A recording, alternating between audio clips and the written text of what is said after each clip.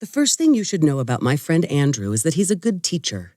When he was 20 years old and a sophomore in college, my son was struggling with a particular concept in his 9th grade math class. Seeking a tutor, I thought of my former students, many of whom had studied AP Calculus with a truly brilliant teacher I'd admired for many years. Long story short, my search led to Andrew. The next thing you should know about Andrew is that he's motivated by money and food. Even though he and I didn't particularly like each other during his high school years, he eagerly accepted my offer of $20 and a slice of pizza to spend an hour teaching my son about probability. And it worked. The kid grasped the concept, passed his class, and gained a new mentor. And that, my friends, is where it all began. The first thing you should know about my friend Mrs. Filholm is that her first name isn't actually Mrs. It's Lisa, which happens to be the name of my actual mother. Funnily enough, Lisa Lane Filholm stands about 5 foot 2 inches, which coincidentally is the same height as Lisa Bridges. And although they're not exactly the same age, they're close enough that they might as well be. The similarities go deeper than that. Both women gave birth to and raised multiple children, but neither of them got the daughter they wanted.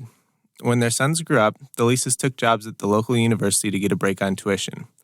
Based on the statistics, you might mistake one Lisa for the other. The second thing you should know is that Mrs. Filholm and Mrs. Bridges couldn't present themselves more differently. Where Mrs. Filholm is extroverted and emotional, my mother is reserved and composed. Where Mrs. Bridges prefers the cool air and cleanliness of the indoors, Mrs. Filholm would rather bask in the heat and the dirtiness of throwing pottery in the backyard. When confronted with crises, Mrs. Filholm tends to follow her heart, while Mrs. Bridges sticks to logic. It's interesting to think about. The two Lisas are similar, yet different, like two sides of the same coin, like the yin and the yang.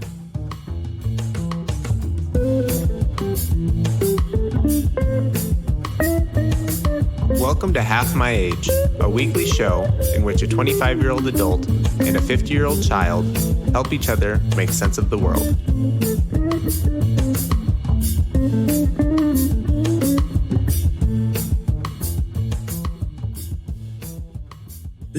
Yeah, that's funny, isn't it? That's interesting. Isn't it? You've always accused me of being your personal Buddha, and it's hard not to be a Buddha when you've got the yin-yang Lisa twins on either side. That's funny. Yeah, that's nice. Well, aren't you lucky? I sure am. And all the way down, really. How are you, Andrew Bridges? I'm doing well, Mrs. Filholm. How are you? I'm already hot, to tell you the truth. I'm already starting to sweat, and it's early morning, and it shouldn't be this way. I think I'm just on overheat. I did get myself a portable air conditioner that I moved from room to room in the dollhouse. Mm-hmm. It has made all the difference. Yeah. Yeah, I wasn't sleeping well before because I was so hot. I didn't think it was going to be that bad, but it is. Well, the worst part, I mean, there aren't, the other than the zombies in the alley, the worst part about the dollhouse is that you don't have a basement where you can go and hide from the heat. I know it. Or even to give that cool air that a basement, really having a basement, I think makes the house cooler, perhaps. Mm-hmm. A little bit. I know it. And I just have nothing. I mean, I have ceiling fans, and I have thought, it's Colorado, we don't need it. I have lived without air conditioning my whole life here in Colorado, but we had a swamp cooler. We've talked about it on the show. Seriously, we don't need to spend any more time on that. But honestly, I am just hot. And you just said in the opening that I like to spend time outdoors, and I do, and I've done some pottery and all of that, but oh golly, I'm just really been hot. And so I'm trying to cool it all down. How are you? Good. I'm doing well today. Just like, I don't remember if it was last time or not, I had a conference call to take while I was sitting here. It's busy in my life. It seems like every little project that comes up has to have 2 or 3 calls surrounding it. Mm-hmm. And it's just, it's okay. It's good. I'm happy to have the work, but it's frustrating to me. I would prefer to do the work and get the work done than talk about getting the work done for 3 hours before you start, I know. But is part of it, okay, in this case, yes, I know, but I also know that you have to, you know what I mean? You have to discuss things. And some part of production is, yes, everybody hates the meetings, but you can't just jump in and mow along without having the meeting. I mean, is some measure of this helpful and necessary to making something together with a group of people? Yeah, so, some of it is important and some of it needs to happen. And then I'd say that's probably 40%. It's a little bit less than half. And then some of the meetings, I find myself asking myself, well, why am I here? This has nothing to do with me. It doesn't really give me that good of idea of the bigger picture. Like it's not informative to how my piece fits in. It's not. So some of it, I'm just sitting there kind of working on my own project in the background. Well, that's what I was just going to ask you. Is there something you can do in the background? Like I was going to say polish your nails, but you're saying you're actually doing work. I could polish my nails. I could do some. I could do some nail clipping. I could be, I'm on mute for most of these calls. I could be making a burrito. I could be. And do you? Occasionally, once in a while. That seems good. Then it doesn't see. Gosh, that sure seems hella less annoying than having to be alive in person at a meeting where everybody's talking about stuff you don't really need to hear about. Oh, absolutely. Golly, having That's in your little worst. earbuds and walking around making a burrito seems like you're winning. The best part about these calls is that I can take them from anywhere. I can take them in my underwear at my desk at home, or I can hustle over to the dollhouse and take them just before we start recording. Yeah, that's nice. I do have a lot of freedom, and it could be much, much worse. That's awesome. Could you work on a beach? Sure, I wouldn't. Not with this keyboard. I can't imagine. That sand gets everywhere, right in your switch mechanisms. Jeez, I didn't mean literally on the beach, but I mean you really could. You could be that guy who you're on vacation with your family. If you had a family, you know what I'm saying. Right now, you could be anywhere. You could be working anywhere.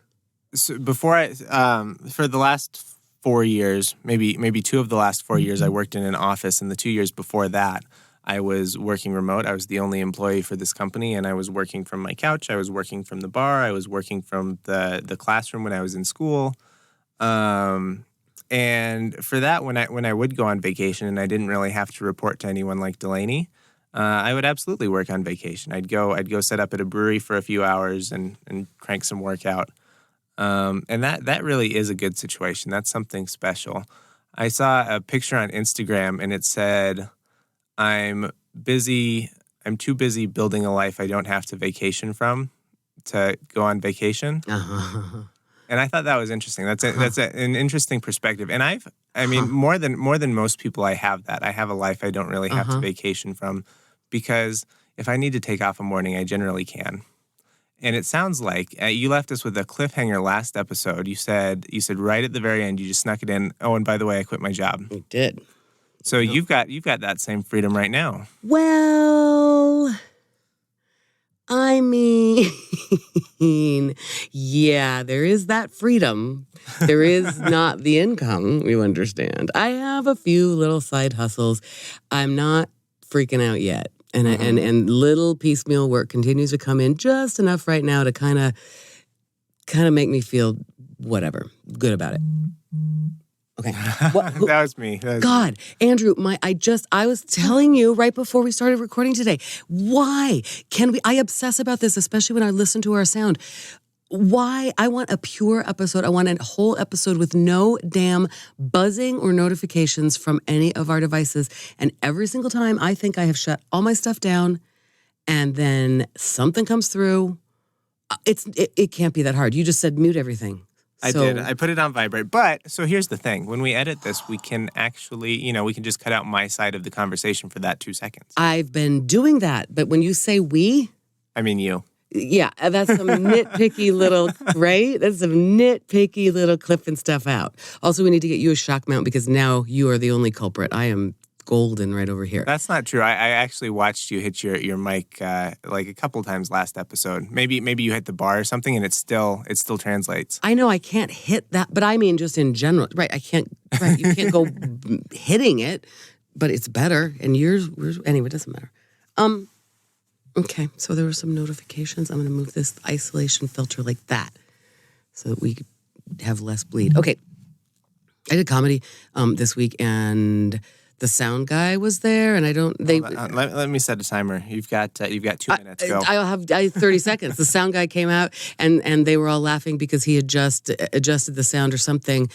He had just turned the sound up because people were not pulling enough focus because it was getting wild in this bar, and so he just turned the sound up, and then I went on the mic, and he just came out laughing because I just clipped the heck out of it. I mean, it was terrible. It might sound, I was screaming on the microphone, and he came out and gave me a hard time about it because I'm big mouth. I'll probably cut that. That's dumb. You've got more. we should get back to your job, but you've got more time on a microphone than all your other comics combined, I would think, between this podcast and your announcing and your acting. And you spend a lot of, I mean, your business cards say your voice is full of money, but you really do spend a significant portion of your week in front of a microphone. Mm-hmm. Check it. My method on the microphone's banging. It's the theme song of our show, really. All right. Okay. So I quit my job. My son was at the university, as you mentioned in your cold open. And so I was receiving the benefit of tuition discount for him. And he has decided to leave the university and make a different choice, go to school a different place. He's going a different way. And that freed me to leave a job that I was ready to leave. So now I am discerning my next steps. And when you were talking about vacation and creating this life that, you know, from which one does not have to vacation from, which from which you don't need a break, right? You're trying to create the life for yourself that you don't need to get vacation away from. You don't need to escape from it. I mean, boy, that resonates with me. But the funny thing about that is that I am also going on vacation next week. I'm taking a vacation from my unemployment to go sit on a beach and think about what the heck I want to do next. Go think about what you've done? Yep. Yes, sir, Andrew. Go think about what I have done. This podcast, it has existed for a while. We're at, I think this will be episode number 31, maybe. And that'll be your second trip to a beach. Yeah. How great is that? Totally great. Totally great. And that's the thing. Like in my mind, it was kind of, at some point I just went, you know, I just need to go to Maui twice a year. It makes me so happy. And it just felt like a thing that would never happen. And then, listen, I have the time right now because I'm unemployed and have decided I'm going to take a little bit of time to think about what kind of job I want to do next. Truly, I'm not sure what the next steps will be. I'm not even sure how much I want to talk about that. But so anyway, and then I found a great deal on a trip to Maui and I said, just take it, go do it. And I really intend to use it as some reflection time. For example, I am pretty convinced I'm not going to take my laptop or my computer. I'm take my pocket computer, my phone. But not taking my computer actually scares me. Why? I feel like I need to be writing, and I want to be writing. And everybody mentions to me, you can write in a notebook, and that's often how I like to write anyway. It just makes me feel like I'm going to lose ideas or something about my computer. It makes me feel like I will not be productive. Mm-hmm. And that's part of the reason I think I should not take it. I think I'm going, because even in the weeks that I have been off work, I still feel productive. You know, I've been productive around my house. I've done a lot of work on my yard. And the idea of like really disconnecting and admitting I'm not going to be productive for a week, it freaks me out. I think that's nice. I think that's the best part about vacation. I'm sure it is. I think I'm not good at it. I have that similar worry when I go, like if I go and take a half day during the week to go do something, I'm very concerned that some crisis email is going to come in and they're going to need my attention urgently or whatever. And sometimes that happens. Most of the time it never happens. And when it does happen, it's usually not that big a deal, you know? And you're in a position right now where your kids are pretty much grown. They're 90% baked, and they don't need their mother urgently very often. And if they do, their father's around. And you don't have any responsibilities to an employer right now. There's no better time to go untethered and fancy free walking down the beach. I know. I mean, I know it. And then the funny thing, and that's the sick thing about me, I think, is that then, right, I'm not answering to anybody else. I'm answering to myself. I'm answering to this person inside of me who's going, who do you think you are? Go off and be fancy free. Part of it is that. Part of it is I've whose was that? That was also mine. You're trying to kill me.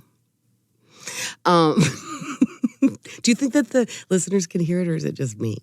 I don't know. So the first one, I'm sure they could hear because that was sitting right on this desk. That was a vibrate. Okay. That one, the one that just happened, was in my pocket. So it's, I see. I think I would think that one should be a little bit more muffled than the first one. It was muffled in my ear, but I just wasn't sure if it was actually coming through or not. But yes, that's a physical sound in the room.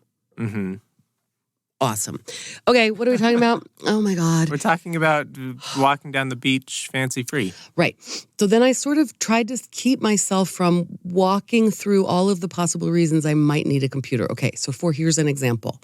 When my cousin Nikki visited me in October, she left her phone in an Uber and tracked it down and tracked me down, and we made the whole thing happen because thank God she had her laptop with her. You know what I mean? Mm-hmm. That's a little scary. When does that happen? Probably not.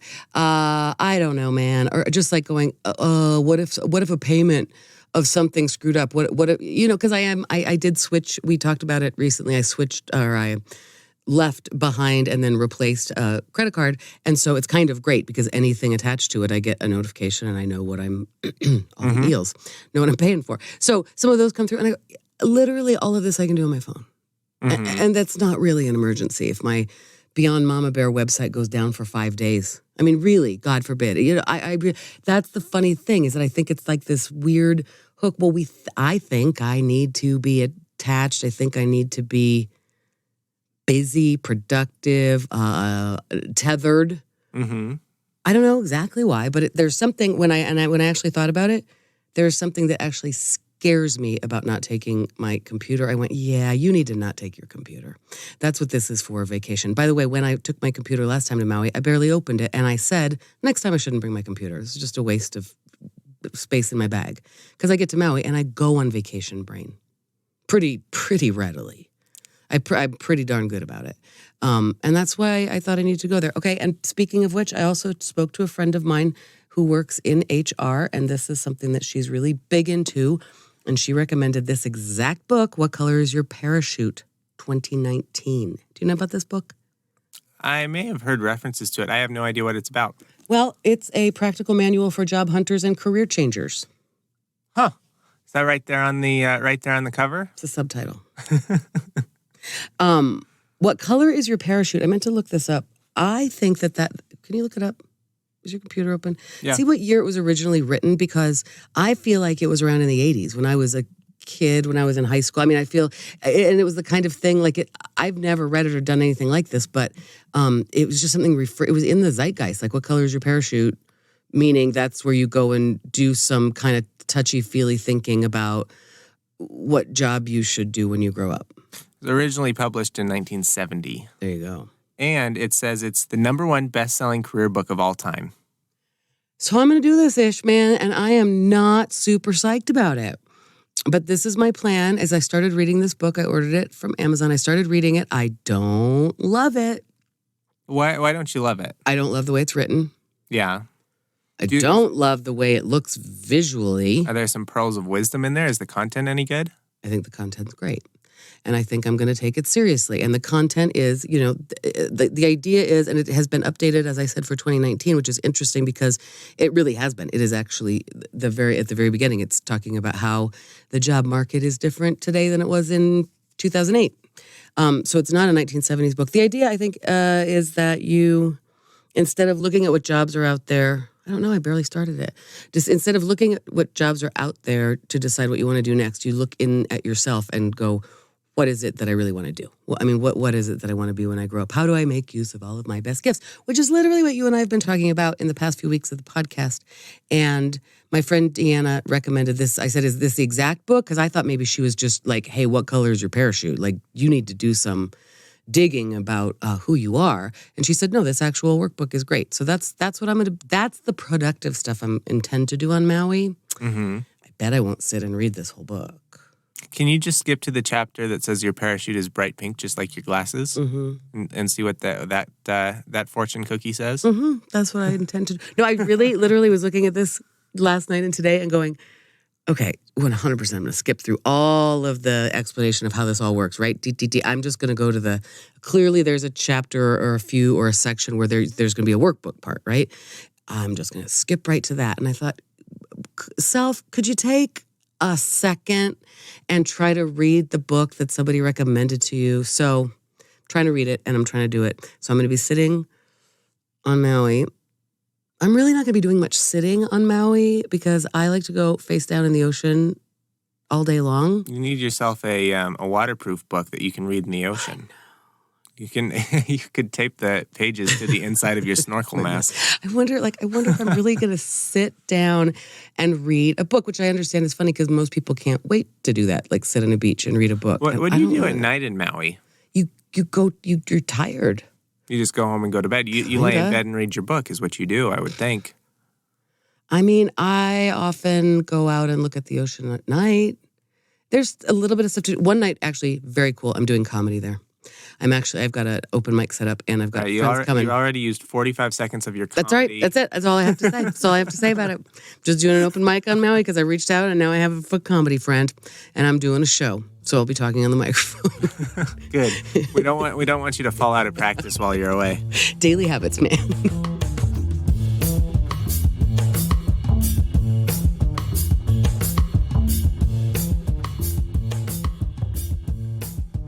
Anyway, okay, that's enough about Maui. I don't know. So because I don't know what I want to do next. Boy, oh boy, am I a dilettante. We've talked about that. I could go out and apply for a job in communications. Mm-hmm. I could go back to teaching, right? I could kind of do I could do an admin kind of job, and I could work at Starbucks. I don't know. And I mean, I have so many of these side hustles that I love so much, some of which actually pay money. Some of which seems like they could pay more money. I'm afraid to make it into a career. I don't know, Andrew. We'll talk all the way through that. I think the thing that makes it specifically hard is you do have those broad interests, and you could see yourself doing so many different things, right? There's a lot of people who have been a plumber for 30 years. They feel like it's the only thing they know. They need to go find a job plumbing. And that's not the case here. You've done a lot of things. You have interest in even more things than you've done, and you're decent at all of them. You could turn any of them into a fine career, one would think. And so the biggest question right now is which one do you want to commit to? And that's hard. Exactly. Because you have so many other things you could be doing. Sing it. I mean, and my whole life. That's the truth of my whole life. And so one thing that's been interesting, I've given myself a little bit of time here after quitting my day job to see if I can let the mud settle and the right action will arise. It's been a hell of a year. And I'm still in mourning some stuff and dealing with, learning how to be single, learning who I am, all of this. And so I'm giving myself a little bit of time to just let it all settle, let the mud settle, and then see who am I and what do I do? What is it that I do with my day? If I really am just giving my days to myself, what is it that I do? And it's interesting. It's been interesting. You throw pottery, you do comedy, you look I do at sea less turtles. pottery. I do less pottery than I do the other stuff. That's interesting. It's also been very, very hot, as I said, and that's it's different outside. this year. I mean, historically, and that part of being a dilettante is your interests change. Well, but what I'm just saying is, like, for the past few weeks, just like watching how my day shapes. It's different this year that I've done less pottery, and one of the things I'm suggesting there is, yes, perhaps interests change and interests come and go and wane. And part of it is I don't want to spend so much time in the blazing hot sun right now. And that is the studio situation I've set up for myself, because right here where we're sitting would be a natural place to have a pottery wheel indoors. But I chose to make a sound studio. I'm doing some pottery. I'm certainly glad it's there. It gives me great joy. But boy, oh boy, I am working on my website. I am working on announcing stuff. I'm on the microphone every night and day. That's interesting. I'm also working on my house and really, boy, talk about power puttering. Now that I've lived here a few months, I realized, I don't like where my towels are. This is not a good situation. And so I just took everything out of those shelves in the bathroom, and reorganized in a way that like ergonomically makes sense for how I actually live here. Mm-hmm. That's felt really good. I do that with my days, When you moved in, your friend Kim, who owns a kitchen and bath design builder situation, she came over and she organized your kitchen, and you were so grateful for that because that was so far from what you wanted to do. Mm-hmm. And now that you've been here for a while, you've found an appreciation for those tasks. Oh, no, You still hate it? No. Found an appreciation for those tasks. No. Like what you just told me made it sound like you'd considered the idea of being an interior designer of some sort. Oh, no. Heavens, no. No. I still like it as much as I've ever liked it. When I moved into this house, I was so overwhelmed that I needed the help. I don't know how to organize a kitchen. That is true. But thinking about how to organize crap in my house, that's super fun. Don't want to be, no, like always. That's like always kind of low-key going on in the back of my head. Like, how could I hang It's a weird that distinction there? to make. Is it? Right, you like to think about it, but you don't like to do it. You like to think about it, but you don't want to do it for other people. I do. That's why I don't get. I don't want to do it for other people. No, never. I am not the kind of person. Okay, listen, some people are super good at that. They will come over and organize your closet. And truly, Kim did that for me. Okay, I see what you're saying. Like, she did it like a pro. Like, this is where stuff goes in a normal human kitchen. And I went, thank you. Good to know. I could totally have had someone come over here and do that for me, like with my art supplies. I kind of like somebody else doing it for me because I honestly think the way my brain finds patterns is not always conducive to best use of space. However, I always enjoy trying to find the best use of space. I mean, I feel like I think about that like from an obsessive degree. Like, while we're talking, I might be sitting there thinking about how I could move that thing there. Anyway, last night I also went through my art studio, as I just mentioned, and just realized the joy of, but no, I don't always do it partly because I don't have time. The joy of, like, now all my paintbrushes, there's medium-sized paintbrushes in one thing and small paintbrushes in another thing and big paint, like-sized and shaped paintbrushes are grouped together. Boy, that's satisfying. Isn't that always satisfying to all people? Oh, yeah. Yeah. But it's like that knolling. So you like to look at the pictures of knolling on the internet, but you don't necessarily enjoy taking everything and knolling it yourself? I guess. You're someone who can appreciate a fine wine, but you're not out there stomping on grapes? I'm always trying to be organized.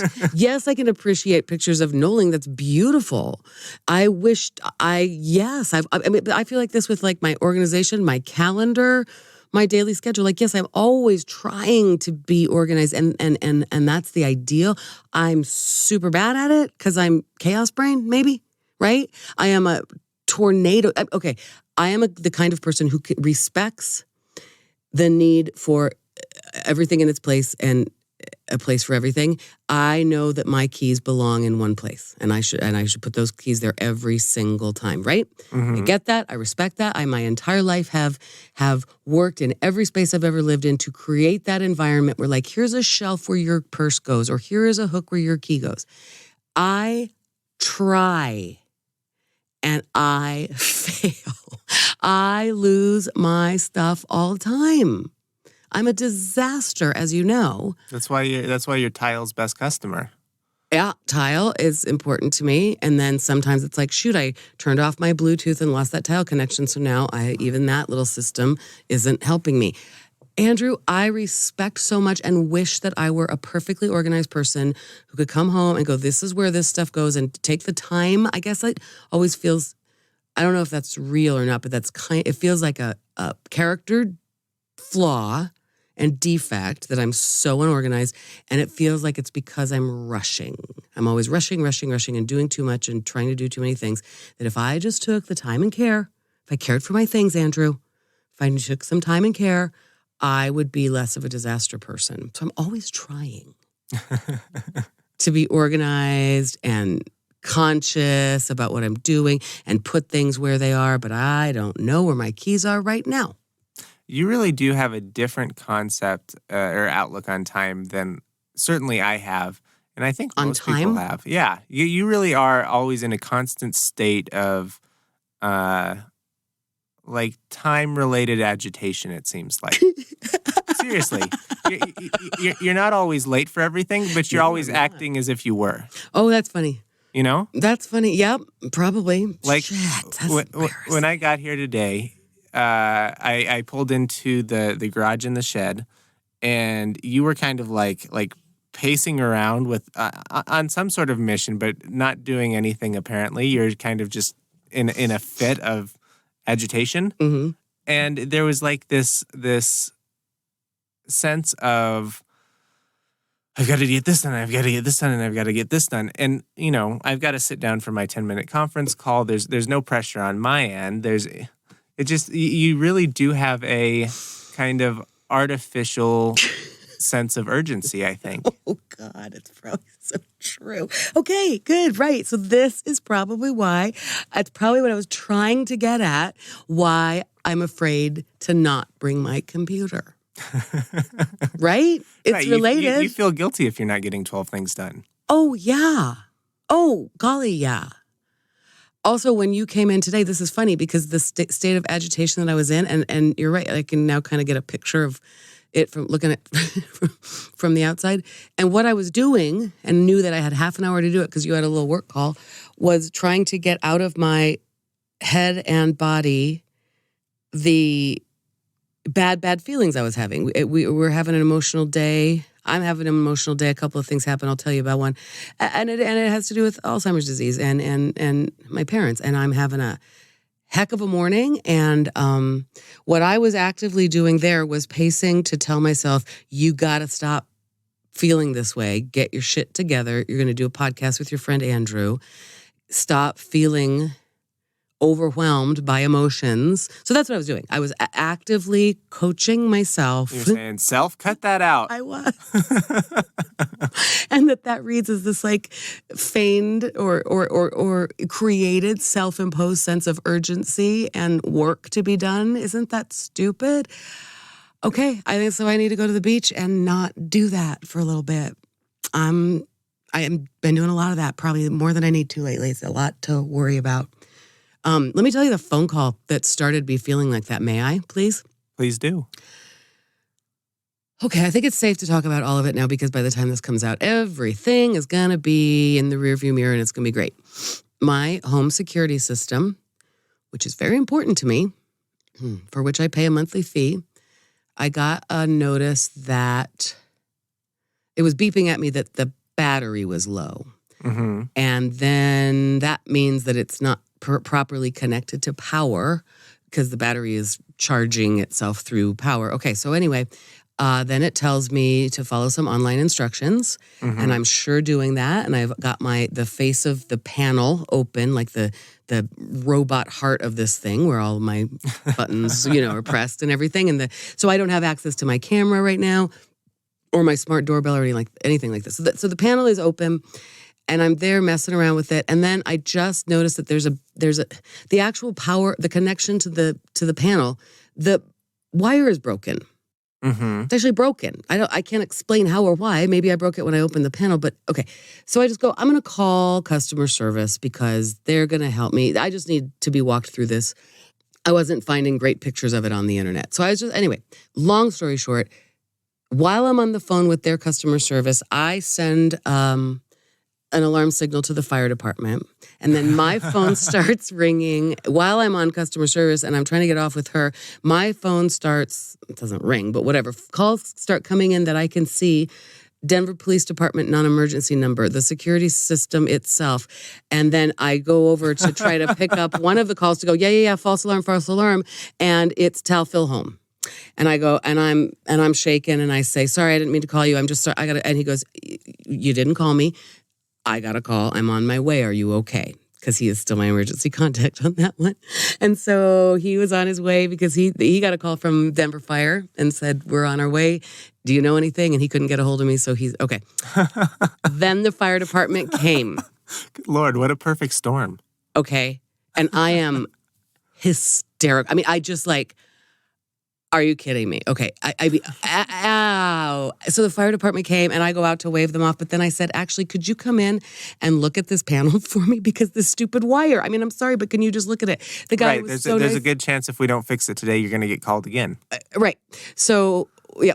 Except that then, it doesn't. No, what they did is they just disarmed me. I'm completely disarmed right now and I have to wait for 2 more days until a service tech comes. Thank goodness you've got an armory. Yeah. Okay. Anyway, so it doesn't matter. All of that stuff happened. Okay. I was just feeling very frustrated. I called back because the firefighter showed me, yes, this is where this wire connects. I didn't have the screwdriver I needed. Went and got the screwdriver I needed. Called back to customer service because it was just harder than I thought. And could you walk me through this? Again, just like, could somebody just walk me through and make sure I'm doing the right thing? And the man on the other end of the line said, I'm standing there with a screwdriver explaining to him what I'm doing. He said, is there a male person I can speak with in that household? And I said, I'm sorry, what? And he said, is there a man there that I can speak to? You said, uh-huh. I said, nope, it's just me, but I do know how to use a screwdriver. And then he said, you live alone? Like that. You said, why do you think I have this dumb security system that doesn't work? That's pretty much exactly what I said. Did you call him a shitbag? No. Did you mean it? Sure did. That rocked me. I know that's stupid and I'm the sky, not the weather. I need to not let shit like that rock me, Andrew, but that bumped me so hard.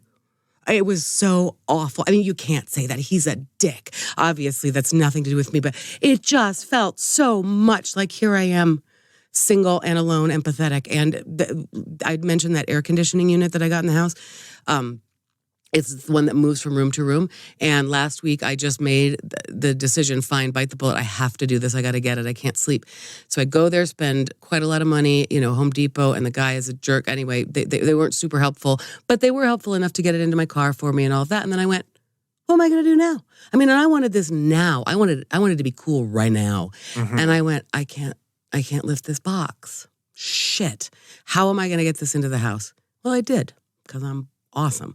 But every moment like that feels a little bit single lady. It's all good. I mean, do you feel better after you conquer the situation? Absolutely. Like when you get your air conditioner in the house, do you have absolutely. that? Yeah. Of course, absolutely. It's ones like this where I'm actually at a dead end and I can't do it.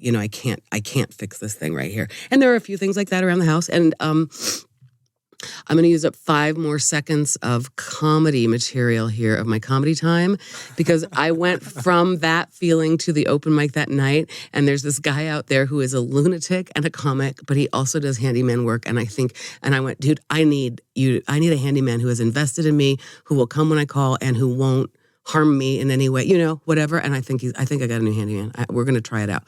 We'll see how reliable he really is. I'm not going to mention his name yet, but if he's good, I will. So anyway, that came out of that. Yeah, no, I feel like a badass bitch when I get the stuff done myself. But as we also mourn my father while he's not here and we're dealing with some difficult Alzheimer's stuff, like I said, it also makes me feel pissed off and sad because my daddy would certainly fix that for me. Mm-hmm. And he's not here to do it, so it's a bummer. Anyway, so that's all the shit that I was processing when you came today, and I was trying to shake it out of my body because my morning yoga and meditation had not done that. My morning making myself eat an actual breakfast of food had not done that. So I was trying then. I had done all of the self-care things that are supposed to make me not feel emotional, and they weren't working. So I was standing there talking myself out of it and staring out the window and pacing. Sorry about the frantic energy. It's okay. Hopefully that... I don't know if you leave this podcast feeling calmer or if you leave it feeling worse. Worse. Yeah. Well, sorry. Every time. Like I sound more like a lunatic than ever this week.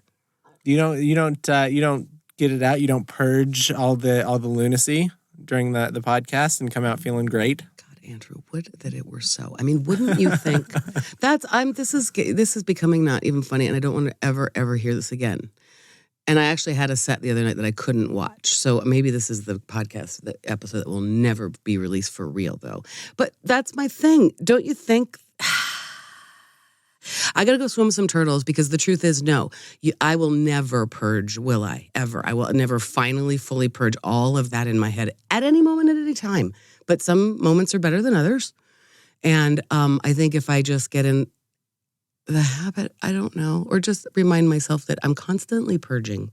It's a constant churn like the waves of the ocean. It's not like one wave is going to swipe in and make me peaceful in my brain. It's every wave lapping against my brain all day long needs to be calming and more peaceful. And I think I've just been in crack brain and actually physically hot. I don't know, Andrew. You know how sometimes you just say to me, there's a lot going on in there?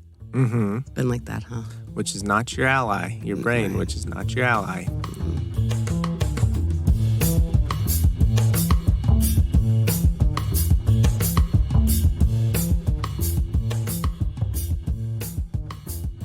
So I'm going to sit on a beach and try to make my brain be my ally.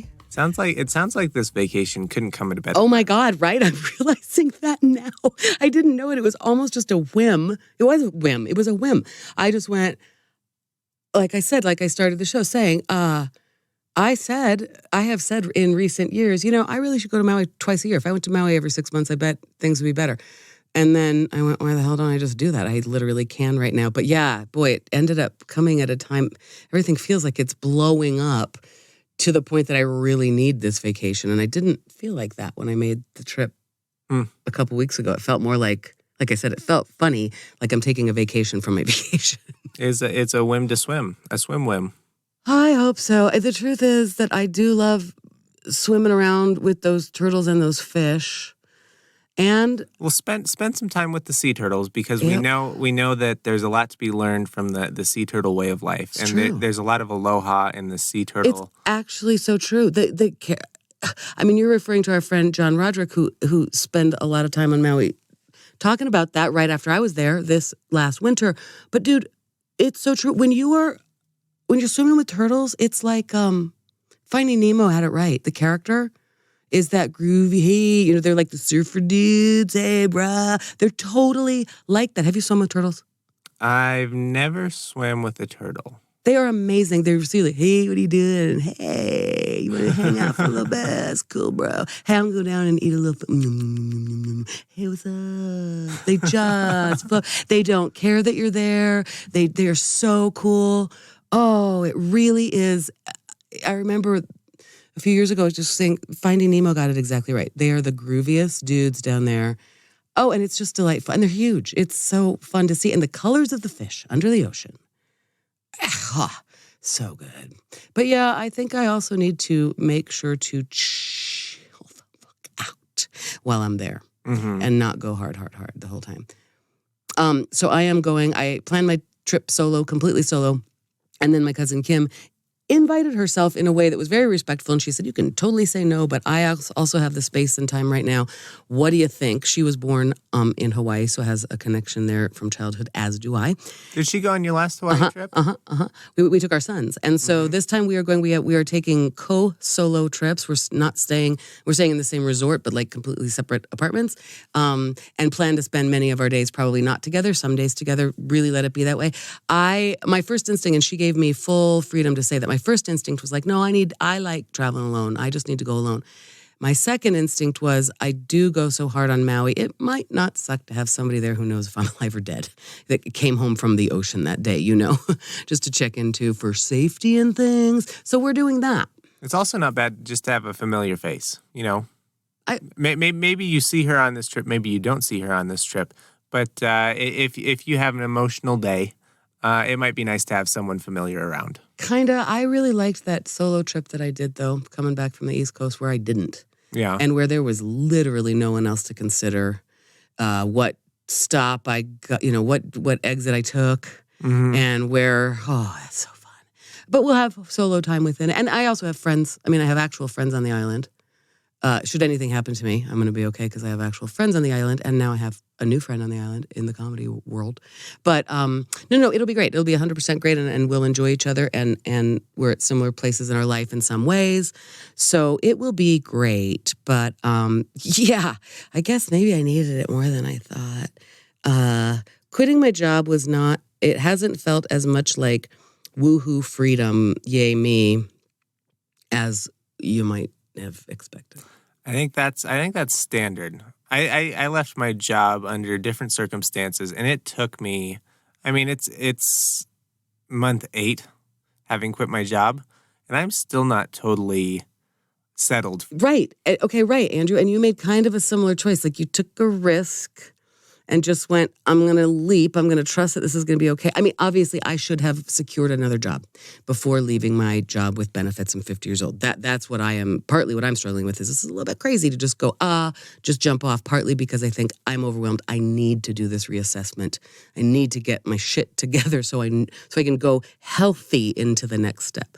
Funny, leaving a job should feel like, it should feel triumphant. And I'm free. And partly for me, it's the fear of, oh crap, I'm leaving a job and I don't have another job to go to. Geez, Louise, like that. Anybody out there would just say, that makes no sense. Except that very few people out there are saying that to me. Some people are saying that to me, but most people are saying, that makes a ton of sense.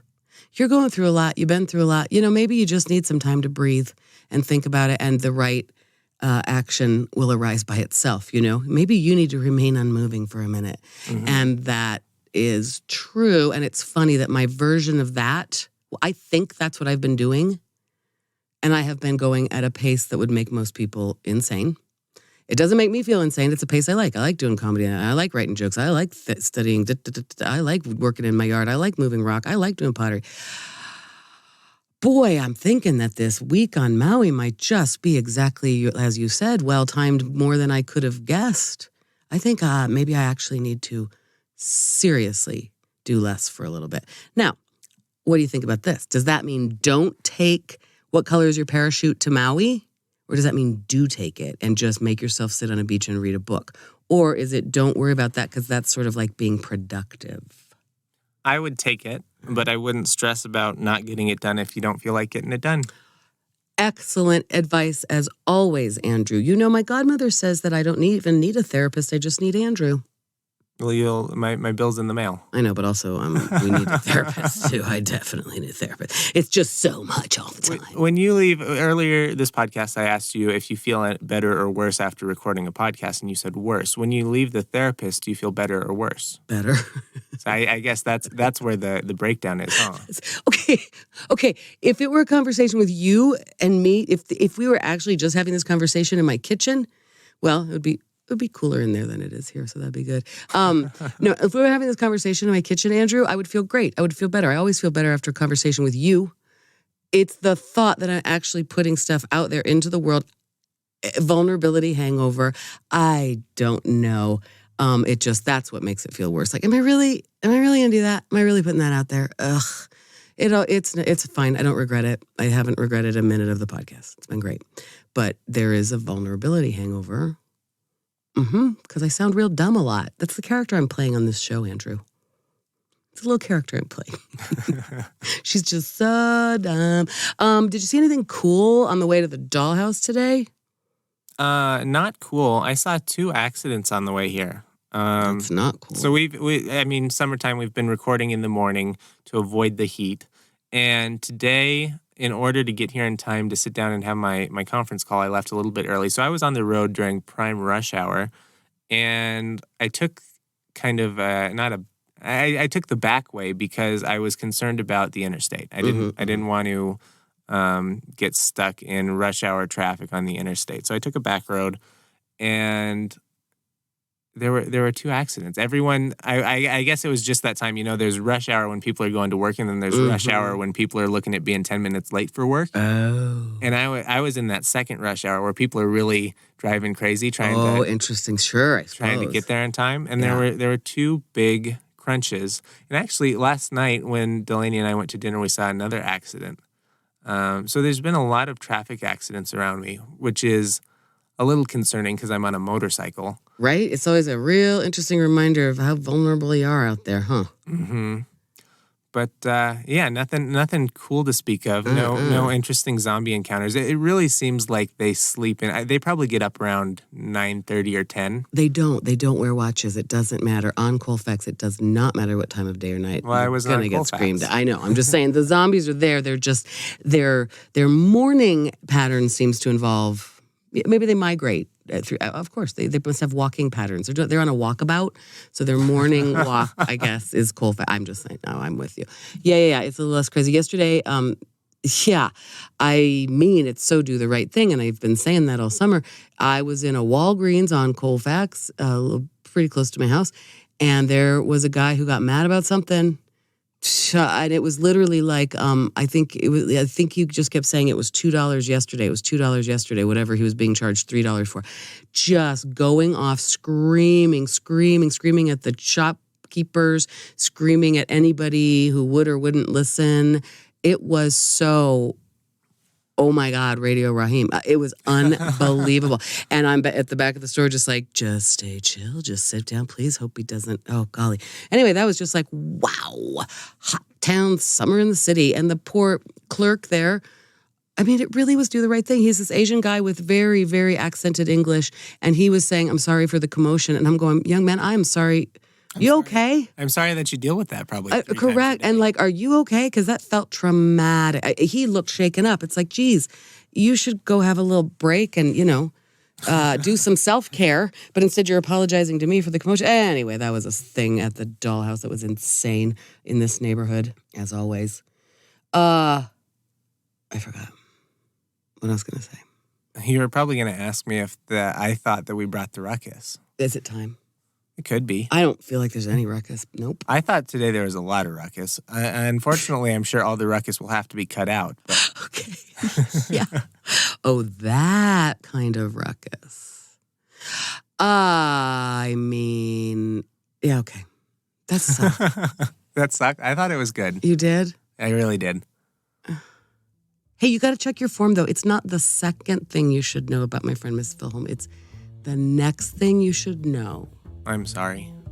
I'll cut that. That's an actual note. That's not for the program. It's an actual just note. You don't need to apologize. Well, All right, bye. Goodbye. All right, bye.